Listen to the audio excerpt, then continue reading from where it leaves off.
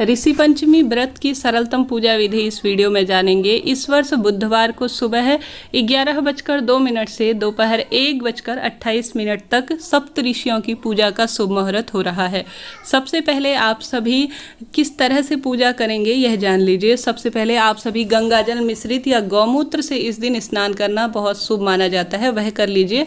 उसके पश्चात आप सभी जहाँ पर भी पूजन करेंगे ना, वहाँ पर लाल या पीला कपड़ा आप सभी पाटे में बिछा लीजिए। उसके पश्चात ऐसे फूलों का आसन देकर या जो है सामक के चावल इत्यादि इस दिन जो है आप सभी यहाँ पर रखकर या तो सुपारी से सप्तऋषि का निर्माण करें या चंदन की बिंदी बना सकते हैं या माटी के साथ जो है आप सभी उनके स्वरूप के रूप में सप्तऋषि बना सकते हैं। गणेश जी महाराज को विराजमान करें, साथ ही 8वें जो है स्वरूप के रूप में आप माता अरुंधति को जरूर से विराजमान करें।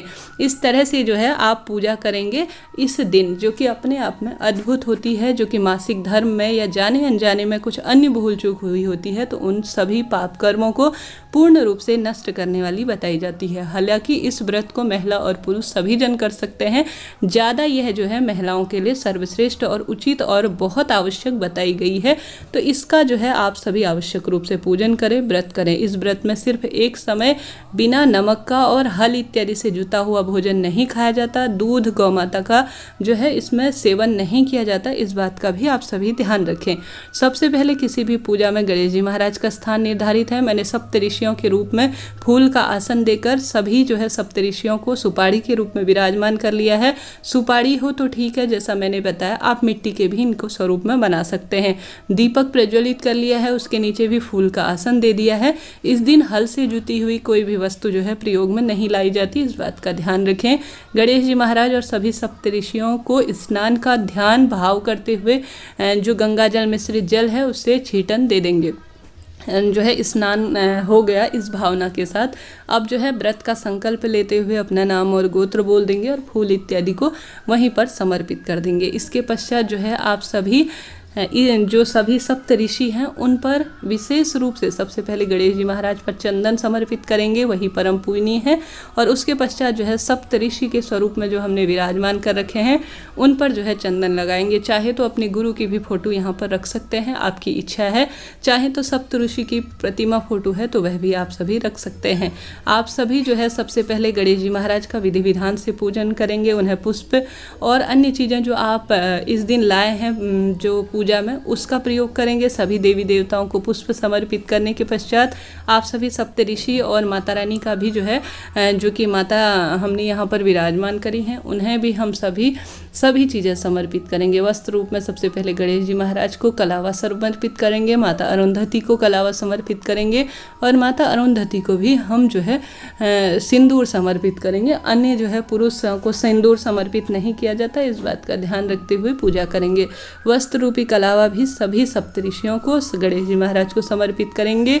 जो दीपक प्रज्वलित कर रखा है उसमें भी धूप दीप नैवेद्य अक्षत इत्यादि सभी चीज़ें समर्पित करेंगे। अक्षत जो है इस दिन सामक के ही चावल काम में लिए जाते हैं, अक्षत काम में नहीं लिए जाएंगे। हल से जुती हुई कोई भी वस्तु काम में नहीं ली जा सकती।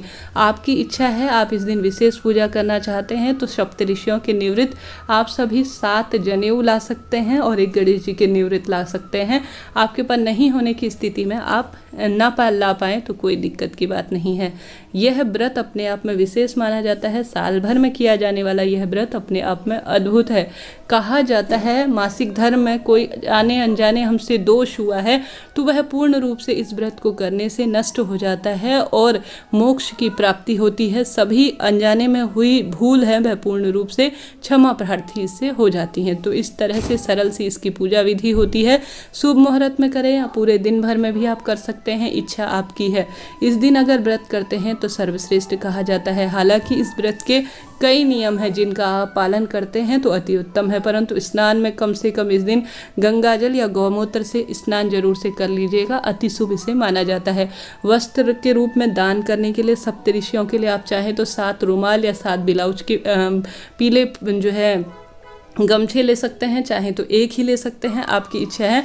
मैंने जो है एक पीला जो है वह पीस लिया है, आप वह सप्तऋषियों के लिए, सभी के लिए है तो वह ले लिया है। साथ ही माता रानी के लिए, अरुंधति माता के लिए सुहाग की सामग्री ले ली है।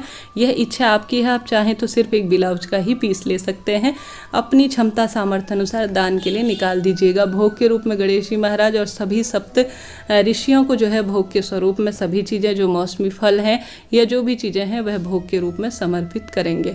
इस तरह से सरल सी पूजा की जाती है। पूजा करने के बाद आप सभी आवश्यक रूप से व्रत की कथा सुने, भूल चूक के लिए क्षमा प्रार्थी हों। और सबसे पहले यह जान लीजिए सप्त ऋषि कौन कौन से होते हैं।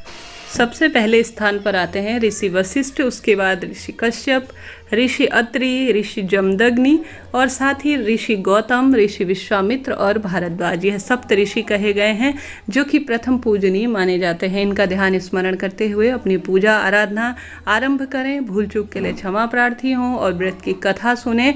और जो व्रत के कथा में आपने पुष्प इत्यादि लिया है, कथा सुनने के बाद आप सभी देवी देवताओं को समर्पित कर दें। यह सभी देवी देवता अर्थात यह सप्त ऋषि सबसे परम पूजनीय माने जाते हैं, जो कि सब कामना सिद्ध करने में सहायक होते हैं। इस तरह से आप सरल सी पूजा करें, अपने आप में परम सुखों की यह प्राप्ति करवाते हैं। इस दिन व्रत करने से सब सुख प्राप्त हो जाते हैं, ऐसे शास्त्रों में वर्णित है। और एक समय का भोजन आप पंडित ब्राह्मण जी के घर पर दान के लिए निकाल दें। पूरे दिन इस या तो सुबह की पूजा करें या छोटी सी शाम के समय में पूजा करें, चाहे तो दोनों समय पूजा कर सकते हैं। सुबह पूजा करें तो शाम के समय दीप धूप इत्यादि यहाँ पर समर्पित करें, कुछ भोग स्वरूप समर्पित करें, सुबह के समय विसर्जित करें। अंत में जो है जो भी कमी रही है उसके लिए कुछ भेंट स्वरूप समर्पित करें और सभी चीज़ें ब्राह्मण को दान में दे दें। और साथ ही अंत में आरती करें गणेश जी महाराज के समक्ष और सभी सप्त ऋषि का ध्यान करते हुए उनकी आरती करें। और हमेशा मेरे घर परिवार पर वास कर मेरे परिवार का कल्याण करें, यह प्रार्थना करें। हर हर महादेव। श्री शिवाय नमस्तुभ्यं।